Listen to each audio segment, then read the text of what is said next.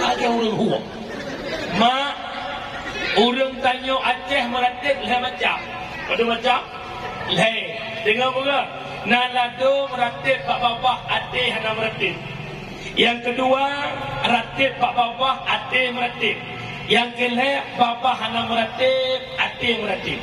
Dah tempu yang pertama meratib pak babah hana pak Aceh, lagi model iyah tiyak tanya sama dia remogo.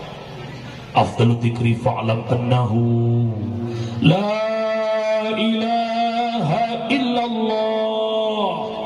Lagi lepas kepul ke?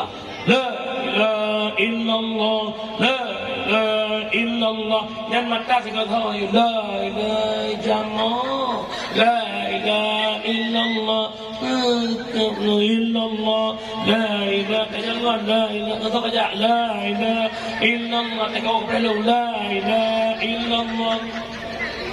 Duk bina pintu, silap kok, silap remati kena sedap saurat ni. La ilaha illallah, la ilaha illallah, la ilaha. Menyana muda ajak sama dia rumah kau berculang. Pulang malam lujuh bina cucuk almarhum kata iwa pegang-pegang ia berdapung. Ya kamu anak muda itu mentir lagi ada darah ikut je. La ilaha illallah, la ilaha illallah, la ilaha illallah. Dia kubur dia. Yang model sama dia tubuh buku laidah 60 tahun. Yang kuah mana bakdono yang kan ya buat sama dia turun cik tu sama dia yang pas-pas. La ilaha illallah, naik bukan la ilaha. Yang kedua ratib pak abah disertai oleh hati.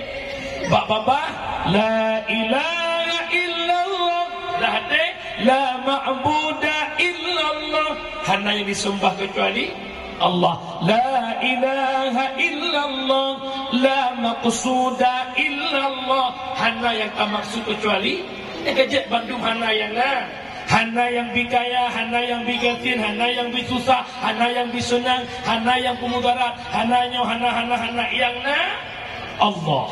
Mufhum? Mufhum? Yang kelima ratib hati tok hana lidah. Nyok yang diamalkan oleh orang-orang suluk. Allah nanti. Allah. Dan nanti orang lagi abah bukan haju abah hojak hati Allah. Hai tim tuku pandai tim mengerti.